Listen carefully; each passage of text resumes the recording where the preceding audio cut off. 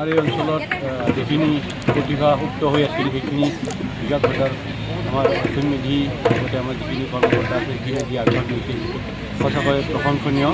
আৰু 3 বছৰ ধৰি এইটো চলি আছে আৰু আগন্তুক বৰ্ষলৈও আমি এই বস্তুটো চলাই নিবলৈ তেওঁলোকক উৎসাহ উদ্দীপনা জগাবলৈ পালে সুখী হ'ম। আৰু আমাৰ এই প্ৰতিভাখিনিৰ বিকাশৰ কাৰণে যি প্ৰচেষ্টা লৈছে সঁচাকৈ প্ৰশংসনীয়, সেইটো আগবাঢ়ি যাওক সেইটো কামনা কৰিছোঁ।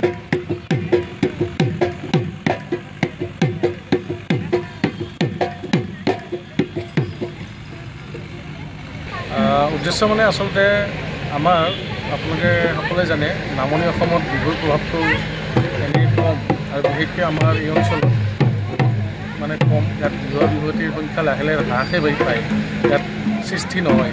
আৰু তথাপিতো আমাৰ বিহু শিল্পী সংস্থা অসম আমাৰ ভৱালীপুৰ আঞ্চলিক সমিতিৰ উদ্যোগত আজি ৩ বছৰ আমি কৰ্মশালা চলাই আছোঁ। আৰু ইয়াত সহযোগ কৰে ভৱালীপুৰ আঞ্চলিক ৰঙালী বিহু স্থায়ী সমিতিৰ ফালৰ পৰা। আৰু লগতে আমাৰ এই অঞ্চলৰ যি বৰ্তমান আমি উৎসাহ দেখিছোঁ আমাৰ ছাত্ৰ ছাত্ৰী, হয়তো এই কৰ্মশালাৰ জৰিয়তে আমাৰ বিহুৰ ক্ষেত্ৰখন তেওঁলোকে ভৱিষ্যত প্ৰজন্মত জীয়াই ৰাখিব বুলি এই উদ্দেশ্য লৈ আমি এই কৰ্মশালা ইয়াত প্ৰতি বছৰে চলাই আছোঁ।